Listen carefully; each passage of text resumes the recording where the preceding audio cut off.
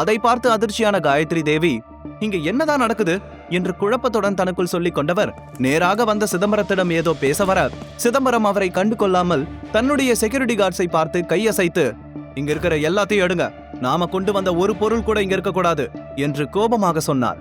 அதை பார்த்து காயத்ரி தேவி அதிர்ச்சியுடன், சார் என்னாச்சு, திடீர்னு ஏன் இப்படிலாம் என்று சொல்லி முடிக்கும் முன்பே குறுக்கிட்ட சிதம்பரம், நான் யார்கிட்டவும் பேச விரும்பல என்று கோபமாக சொல்ல, காயத்ரி தேவி பயத்துடன் சில அடிகள் பின்னால் நகர்ந்து நின்று கொண்டார். அந்த மொத்த இடமும் அமைதியாக இருந்தது. கேசவனும் சித்தார்த்தும் ஒருவரை ஒருவர் பார்த்து கொண்டார்கள். அப்போது சித்தார்த் மெதுவாக சிதம்பரத்தின் முன்னால் வந்து, சார் என்னாச்சு, ஏதாவது பிரச்சனைனா நாம பேசி தீர்த்துக்கலாம், என் அப்பாவுக்கு உங்க ஃபேமிலியை நல்லா தெரியும் என்று சொன்னான். உடனே சிதம்பரம் கோபத்துடன் அவனை முறைத்து, உன் அப்பா யாரு, எனக்கு உன் அப்பாவை தெரியாது, தயவு செஞ்சு என்னை டிஸ்டர்ப் பண்ணாம தள்ளி நில்லு, சேதுபதி ஃபேமிலி உங்கள மாதிரி ஆளுங்க கூட எல்லாம் பழக்க வச்சுக்கணும்னு அவசியம் இல்ல என்று கடுப்பாக சொன்னார். அவருடைய வார்த்தையை கேட்டு சித்தார்த் பயந்து பின்னால் நகர்ந்து நின்று கொண்டான். ஷர்மிளாவுக்கு ஒருவேளை தீபக் சொன்னது சரியாக தான் இருக்குமோ என்று தோன்ற ஆரம்பித்தது. ஆனால் அதை பற்றி அப்போது எதுவும் பேசிக் கொள்ளவில்லை. தீபக் அமைதியாக நின்று அங்கே நடப்பதையெல்லாம் பார்த்து கொண்டிருந்தான். காயத்ரி தேவிக்கு எல்லோரின் முன்னிலையிலும் தன்னுடைய குடும்பம் அவமானப்படுவதை பார்க்க முடியவில்லை. உடனே அவர் கேசவனின் பக்கம் திரும்பி, மிஸ்டர் கேசவன், இங்க என்ன நடக்குது, நீங்க ஏன் எதுவும் பேச மாட்டேங்கிறீங்க என்று கேட்டார். அங்கிருந்த சூழ்நிலையை கண்டு கேசவனால் எதுவும் பேச முடியவில்லை. அமைதியாக தலை குனிந்து நின்றார். அந்த நேரத்தில் அவர் என்ன பேசினாலும் அவர் சொன்ன பொய் வெளிப்பட்டுவிடும் என்று அவருக்கு நன்றாகவே தெரிந்திருந்தது. தன் பாட்டி மற்றும் தங்கையின் சோகமான முகத்தை பார்த்த நவீன் என்ன செய்வதென்று தெரியாமல் தவித்தபடி நின்று கொண்டிருந்தான்.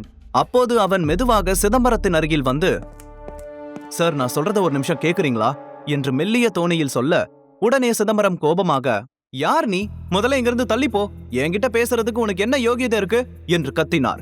அவருடைய கோபத்தை பார்த்த நவீன் பயத்தில் சில அடிகள் பின்னால் நகர்ந்தான். அந்த சமயத்தில் சிதம்பரத்தின் பார்வை தீபக்கின் மீது விழ அவன் கார்த்திகாவை பார்க்கும்படி சைகை செய்தான்.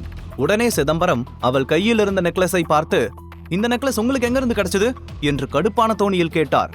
உடனே நவீன் மீண்டும் முன்னால் வந்து, சார் நான் இததான் சொல்ல வந்தேன், இந்த நெக்லஸ தீபக் திருடிட்டான், நாங்க கையும் களவுமா அவனை பிடிச்சு போலீஸ்ல ஒப்படைக்கலான்னு நினைக்கிற சமயத்துலதான் சரியா நீங்க வந்துட்டீங்க என்று சொன்னான். ஆமா சார், நவீன் சொல்றது உண்மைதான் என்று காயத்ரி தேவியும் சிதம்பரத்திற்கு விளக்க முயன்றார். இந்த நெக்லஸ திருடிட்டாங்கன்னு உங்களுக்கு யார் சொன்னது? என்னோட சின்னையா மட்டும் என்னை இங்க வர சொல்லாம இருந்திருந்தா நான் உங்க வீட்டு வாசலையே மிதிச்சிருக்க மாட்டேன் என்று கோபமாக சொன்ன சிதம்பரம் கார்த்திகாவின் கையில் இருந்த அந்த நெக்லஸை பிடுங்கிக் கொண்டு தீபக் அருகில் நின்றிருந்த ஷர்மிளாவிடம் நீட்டி, மிஸ் ஷர்மிளா, உங்களுக்கு நடந்த இந்த சிரமத்துக்கு நான் சாரி கேட்டுக்கிறேன். உண்மையிலேயே எங்க சின்னையா சிவகங்கை சீமையோட அடுத்த வாரிசு, எங்க சின்ன ராஜா தான் உங்களுக்காக இந்த நெக்லஸ கொடுத்து அனுப்பியிருந்தாரு என்று பணிவுடன் சொன்னார். அவர் சொன்னது அங்கிருந்த எல்லோருக்கும் ஆச்சரியமாக இருந்தது. சிறிது நேரத்திற்கு முன்பு தீபக் சொன்னது உண்மைதான் என்று எல்லோரும் புரிந்து கொண்டார்கள். ஆனால் ஷர்மிளாவுக்கு ஆச்சரியத்தில் பேச்சே வரவில்லை. உறைந்து போய் நின்று இருந்தாள். எனக்கா? ஆமா, உங்க சின்னையா எதுக்கு எனக்கு இதை கொடுக்கணும் என்று கேட்டாள் ஷர்மிளா. நீங்க இந்த நெக்லஸ மலர் ஜுவல்லரியில பார்த்து ஆசைப்பட்டது அவருக்கு தெரிஞ்சது. அவர் தான் இதை வாங்கி உங்களுக்கு அனுப்புனாரு. அது மட்டும் இல்ல, இங்க இருக்கிற மொத்த கிஃப்ட்ஸும் உங்களுக்காக அவர் அனுப்புனதுதான். ஏன்னா அவருக்கு உங்களை ரொம்ப பிடிக்கும் என்று சொன்னார் சிதம்பரம். அதை கேட்டதும் ஷர்மிளா குழப்பத்துடன் திரும்பி தீபக்கை பார்த்தாள்.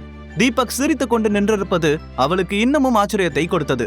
ஏனென்றால் தன் கணவன் முன்னால் என்னை இன்னொருவருக்கு பிடிக்கும் என்று ஒருவர் சொல்லும்போது தீபக்கிடம் எந்த ரியாக்ஷனும் இல்லை. சிதம்பரம் சொல்வதை கேட்டு காயத்ரி தேவி, கணேஷ், கீதா உட்பட அங்கிருந்த எல்லோருக்கும் ஆச்சரியமாக இருந்தது. இல்ல, நீங்க என்ன சொல்றீங்க? உங்க சின்னையா யாரு? எதுக்காக அவர் எனக்கு இதெல்லாம் பண்ணணும்? எனக்கு வேண்டாம், நீங்களே எடுத்துட்டு போயிடுங்க என்று சொன்னாள் ஷர்மிளா. அதை கேட்டதும் சிதம்பரமும் தீபக்கும் ஓரக்கண்ணால் ஒருவரை ஒருவர் பார்த்து கொண்டார்கள். சிதம்பரம் ஒரு பெருமூச்சு விட்டபடி, நீங்க நினைக்கிற மாதிரி அவர் எந்த ஒரு தப்பான எண்ணத்திலையும் இதை உங்களுக்கு கொடுக்கல. நேரம் வரும்போது உங்களுக்கு எல்லா உண்மையும் தெரிய வரும். இப்போதைக்கு இதை வாங்கிக்கோங்க என்று சொல்லி அவளிடம் கொடுத்துவிட்டு அதற்கு மேல் அங்கே நின்றால் ஷர்மிளா மீண்டும் ஏதாவது கேட்டு தன்னை சிக்கலுக்குள் தள்ளிவிடுவார் என்பதை புரிந்து கொண்டு அங்கிருந்து வேகமாக வெளியே சென்று விட்டார். உடனே ஷர்மிளா அவருக்கு பின்னாலேயே சென்றபடி, சார் ஒரு நிமிஷம், உங்க சின்னையா யாருன்னு தெரியாம என்னால இந்த நெக்லஸ வாங்கிக்க முடியாது, தயவு செஞ்சு இதை வச்சுக்கோங்க என்று சொல்ல சிதம்பரம் அவளுடைய பேச்சை கண்டு கொள்ளாததை போல அங்கிருந்து வேகமாக காரில் ஏறி சென்று விட்டார். வீட்டிற்குள் இருந்த எல்லோரும் தீபக்கையே பார்த்து கொண்டிருந்தார்கள். மொத்த இடமும் அமைதியாக இருந்தது. ஷர்மிளா ஏமாற்றத்துடன் திரும்பி வர, ஷர்மி, இப்பவாச்சும் நான் இதை திருடலன்னு நம்புறியா என்று உறுதியான குரலுடன் கேட்டான் தீபக்.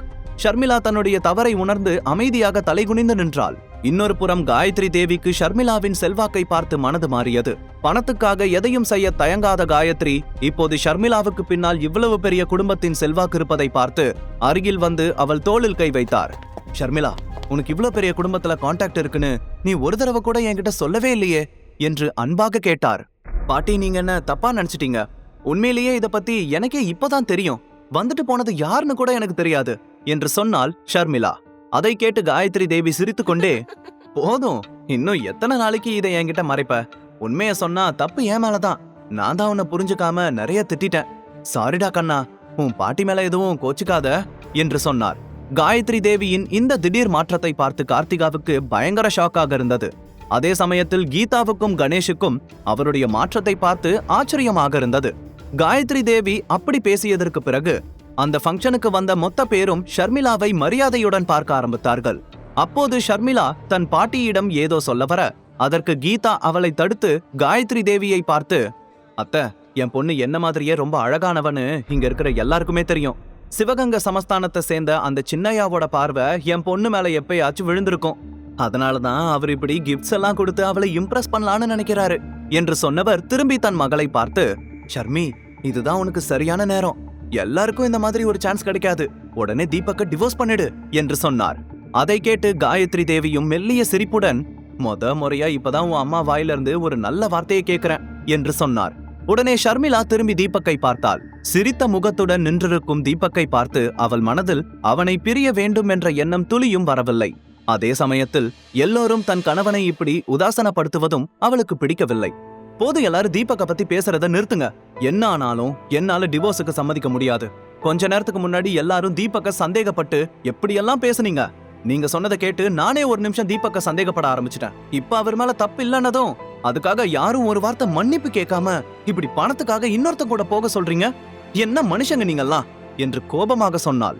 அந்த வார்த்தையை கேட்டதும் காயத்ரி தேவிக்கு பயங்கரமான கோபம் வந்தது. உனக்கு இப்படியெல்லாம் பேசுறதுக்கு எவ்வளவு தைரியம் இருக்கும்? உனக்கு கொஞ்சமாச்சும் புத்தி இருக்கும்னு நினைச்சேன். புருஷனை கூட வச்சுக்கிட்டு வெளியே இன்னொருத்தன் கூட பழகிட்டு இருக்கிற நீ எங்களை பணத்தாசை பிடிச்சவங்கன்னு சொல்றியா? இப்படி கள்ள காதல் பண்றதை நினைச்சு கொஞ்சம் கூட வெக்கம் இல்லாம இங்க வந்து புருஷனுக்கு சப்போர்ட் வர பண்ணிட்டு இருக்க என்று சொல்லி அவமானப்படுத்தினார். தன் பாட்டியின் வாயிலிருந்து இப்படி இதயத்தை துளைக்கும் வார்த்தைகள் வரும் என்று ஷர்மிளா கொஞ்சமும் நினைத்து பார்க்கவில்லை. அவள் கண்களிலிருந்து கண்ணீர் அருவியாய் கொட்டியது. தீபக்கிற்கு அதை கேட்டு கோபம் சுர்ரென தலைக்கு ஏறியது. முஷ்டியை முறுக்கிக் கொண்டு நேராக முன்னோக்கி வந்தான். ஆனால் அதற்குள் கணேஷ் காயத்ரி தேவியின் முன்னால் வந்து, அம்மா, எப்ப என் பொண்ணை பத்தி இப்படி பேசுனீங்களோ இதுக்கு மேல நாங்க இங்க இருக்க வேண்டிய அவசியம் இல்ல. உங்க ஃபேமிலி ஃபங்க்ஷனை நீங்களே நடத்திக்கோங்க என்று சொல்லி ஷர்மிளாவை அழைத்து கொண்டு அங்கிருந்து விறுவிறுவென நடந்தார். தீபக்கும் அந்த சமயத்தில் அவசரப்பட வேண்டாம் என்று நினைத்து கோபத்தை கட்டுப்படுத்தியபடி அவர்களுக்கு பின்னால் நடந்தான். அப்போது அவர்களை பார்த்து, அப்படியே போயிடுங்க, இனிமே இந்த பக்கமே வரக்கூடாது என்று காயத்ரி தேவி கோபமாக கத்தினார். திரும்பி பார்த்த தீபக் கோபமாக முறைத்தான். ஷர்மிளா பட்ட அவமானத்திற்கு தீபக் பழி வாங்குவானா? காயத்ரி தேவியின் அடுத்த பிளான் என்ன? அவர்கள் சென்றதும் அந்த மொத்த இடத்திலும் சில நிமிடங்கள் அமைதி நிலவியது. காயத்ரி தேவியின் கண்கள் கோபத்தில் எரிந்து கொண்டிருந்தது. அங்கே நடந்த அந்த பிரச்சனையால் கார்த்திகாவின் நிச்சயதார்த்த விழாவே பொலிவிழந்து போனது. கேசவன் மற்றும் சித்தார்த்தின் முகத்திலும் எரிச்சல் தெளிவாக தெரிந்தது. அதை பார்த்த கார்த்திகா, இதுக்கு எல்லாத்துக்கும் அந்த தீபக் ஷர்மிளா தான் காரணம் என்று திட்டியபடி அழுது கொண்டிருந்தாள். கார்த்திகா, எதுக்காக இப்ப நீ அழுதுட்டு இருக்க? நீ இப்படி அழுகிறத பார்த்தா அவங்க 2 பேரும் தான் சந்தோஷப்படுவாங்க என்று அவள் அண்ணன் நவீன் சொன்னான். ஷர்மிளா வெளியில் வந்ததும் தன் கண்ணீரை துடைத்தபடி காருக்குள் ஏறினாள். தீபக் காரை ஓட்ட கணேஷும் கீதாவும் அமைதியாக பின்னால் உட்கார்ந்திருந்தார்கள். அப்போது தீபக்கின் முகத்தை பார்த்த ஷர்மிளா அவன் மீது சந்தேகப்பட்டதை நினைத்து மனம் வருந்தினாள். தீபக், என்ன மன்னிச்சிரு. அவன் சொன்னதை நம்பி நானும் உன்னை தப்பா நினைச்சிட்டேன். நீ அந்த நவீன் கிட்ட இருந்து கொஞ்சம் விலகியே இரு என்று ஷர்மிளா சொல்ல, நீ எதுக்கு ஷர்மி சாரி எல்லாம் கேட்கிற? தப்பா அந்த நவீன் மேல என்று சொன்னான் தீபக். இருந்தாலும் நான் செஞ்சது தப்புதான் என்று கலங்கிய ஷர்மி, அந்த நவீன் கிட்ட இருந்து உன்னை ஏன் விலகி இருக்க சொன்னா, அவனுக்கு நிறைய ரவுடிங்க கான்டாக்ட்ஸ் எல்லாம் இருக்கு. அவன்கிட்ட பிரச்சனை பண்ணனா கண்டிப்பா அவன் பழிவாங்க நினைப்பான். எனக்கு அவனை பத்தி சின்ன வயசுல இருந்தே தெரியும், அதனாலதான் சொல்றேன் என்று சொன்னாள். சரி ஷர்மி, நான் பாத்துக்கிறேன் என்று தீபக் அவள் சொன்னதை ஏற்றுக்கொண்டான். அவர்கள் இருவரும் பேசிக்கொள்வதை பார்த்த கீதா கோபத்துடன் தீபக்கை முறைத்து கொண்டிருந்தார். அப்போது ஷர்மிளாவுக்கு டக்கன அந்த நெக்லஸ் ஞாபகம் வர, அம்மா, ராஜா சேதுபதி குடும்பத்துக்கும் உனக்கும் என்ன சம்பந்தம்? அவர் எதுக்காக அந்த நெக்லஸை உன்கிட்ட கொடுத்தாரு என்று கேட்டாள். அதை கேட்டதும் அவனுக்கு ஷர்மிளாவிடம் உண்மையை சொல்ல வேண்டும் என்று தோன்றியது. ஆனால் தன்னை கட்டுப்படுத்தி கொண்டு, இல்ல ஷர்மி, எனக்கு சேதுபதி ஃபேமிலியை பத்தி எதுவும் தெரியாது. நேத்து நகை கடையில இருந்து உங்களை அனுப்பிட்டு நான் மார்க்கெட்டுக்கு போகும்போது தான் ஒருத்தர் என்ன மீட் பண்ணி இந்த காஸ்ட்லி நெக்லஸ உங்ககிட்ட கொடுக்க சொன்னாரு. கடையில நடந்த எல்லாத்தையும் அவர் பார்த்துட்டு இருந்திருப்பாரு போல. நான் அதை பத்தி அவர்கிட்ட கேட்கறதுக்கு முன்னாடியே அவர் அந்த இடத்த விட்டு போயிட்டாரு என்று சொன்னான். அதை கேட்டு கீதா அவனை பார்த்து, நல்ல வேலை அவன் நெக்லஸ கொடுத்தான். ஒருவேளை வெடிகுண்ட கொடுத்திருந்தா அதையும் உங்ககிட்ட கொண்டு வந்து கொடுத்திருப்பான். கொஞ்சம் கூட மூளை இல்லாதவன் என்று முணுமுணுத்தார். அப்போது ஷர்மியா அவனை பார்த்து, இனிமே உனக்கு தெரியாத யாரு என்ன கொடுத்தாலும் அதை வாங்காத. யார் உன்னை எப்படி யூஸ் பண்ணிக்குவாங்கன்னு உனக்கு தெரியாது. ஆமா, அந்த சின்னையாவுக்கு என்ன பிடிக்கும்னு சொல்லும் போது நீ கோவமே படல. இன்னொருத்தன் உன் பொண்டாட்டி கிட்ட ப்ரப்போஸ் பண்றான், நீ அமைதியா இருக்க என்று கேட்டாள். தீபக் மெல்லிய புன்னகையுடன், எனக்கு உன் மேல நம்பிக்கை இருக்கு. ரெண்டாவது, உனக்கு பிடிக்காத விஷயத்த கட்டாயப்படுத்தி பண்ண வச்சாதான் நான் ரியாக்ட் பண்ணணும். எனக்கு தெரிஞ்சு அவங்க உங்ககிட்ட எல்லை மீறி நடந்துகிட்டதா தெரியல. அந்த மாதிரி ஏதாவது நடந்துச்சுன்னா கண்டிப்பா நான் தட்டி கேட்பேன். நீ என்னோட ஒய்ஃபுங்கிற ஒரு காரணத்துக்காக மத்தவங்க யாரும் உங்ககிட்ட பேசக்கூடாதுன்னு நினைக்கிறது தப்பு. என் மனைவியா நீ எந்த தப்பான முடிவும் எடுக்க மாட்டேன்னு எனக்கு நல்லா தெரியும் என்று சொன்னான். அதை கேட்டதும் ஷர்மிளா எந்த பதிலும் சொல்லாமல் சில நொடிகள் அவனையே பார்த்தவள் பிறகு அமைதியாக வேடிக்கை பார்க்க ஆரம்பித்தாள். சிதம்பரத்திற்கு தன்னை தொடர்பு கொள்ள தீபக்கை விட வேறு வழியில்லை என்பதை அவள் புரிந்து கொண்டாள். ஆனால் சிதம்பரம் எல்லாவற்றையும் தீபக்கின் கட்டளைப்படிதான் செய்கிறார் என்பது அவளுக்கு தெரியவில்லை.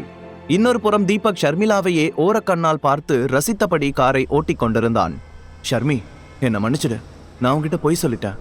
ஆனா எனக்கு இந்த சமயத்துல இதை விட்டா வேற வழி தெரியல.